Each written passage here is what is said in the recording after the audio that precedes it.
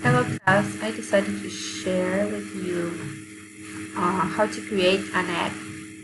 I enter this page so it's more interactive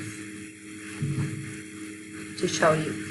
So here I will add the first thing that we have to have is a rectangle. And then we can start playing or try with the border radius value. So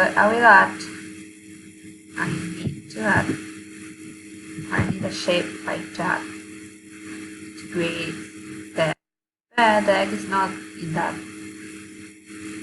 way.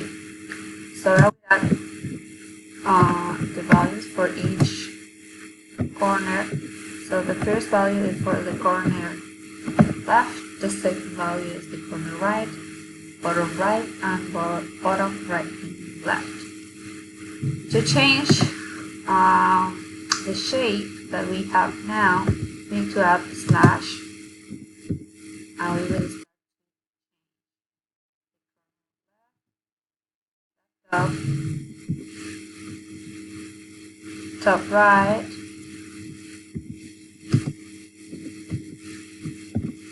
bottom right, and bottom left. So now we have the shape of it. We can play and see what happens if I change these values.